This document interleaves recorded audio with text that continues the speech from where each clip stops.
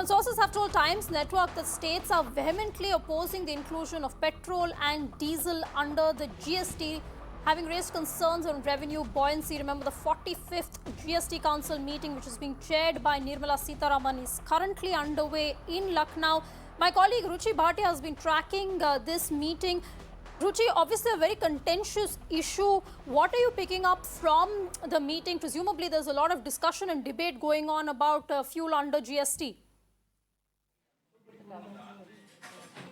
Absolutely right. In fact, Aarti, we had already informed all our viewers at Mirror Now that getting petrol and diesel under the ambit of the goods and services tax regime is going to be a long shot. Remember, GST, ever since it has come in 2017, it has not met its intended objectives of the revenue buoyancy that was promised to states. And which is why we do understand that post-lunch, this issue was raised in lieu of the Kerala High Court order asking the GST Council to consider petroleum and diesel under the ambit of GST. However, all states, hands down, have vehemently opposed this plan.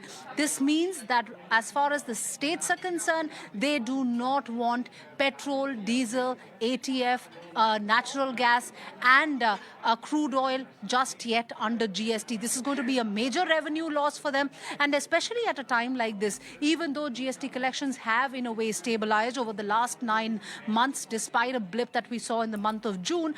Remember, given the fact that there are, of course, concerns of a third wave, this is going to impact the revenues of various states. The states have questioned the center on the last 4 years of the GST regime, the fact that revenues that were promised that we will see under GST have not come in. So how can the states let go of the revenue that they are earning so far from diesel and petrol? Besides that, we're given to understand that some sort of concessions were given on COVID-related drugs till the 30th of December. They have been increased till the 31st of December in lieu of the third wave. There are other issues, for example, the big blow that was being seen for food aggregators like Zomato and Swiggy, if they will have to pay GST on behalf of the restaurant owners. So these are the issues that are yet to come up. The issue of what the revenue trajectory for future is going to look like and what will be done to make up for the shortfall is also yet to come up. But so far, these are the issues that the council has discussed. In fact, Finance Minister Nirmala Sitharaman will be addressing the press this evening, and we will be getting you the latest on that from Lucknow. Yes, Ruchi, just thanks so much for that broad overview. Now, I just want to zero down a little on fuel. This is not just an economic issue, it's also a deeply political issue. We have the opposition parties repeatedly attacking the central government on fuel prices. But what we're learning from you is that it is the state governments, presumably of all the parties, who are also objecting to GST coming under fuel. Is there any information on which states they are? Are they opposition ruled states? Are they also BJP ruled states? Well, so far, Aarti, what we are given to understand is that most states have opposed the plan for bringing petrol and diesel under GST. And let me explain it for our viewers. If petrol prices currently are close to 100 rupees per litre, then while 32 rupees in terms of excise duty is going to the center, even the states have a certain amount of VAT that they are collecting.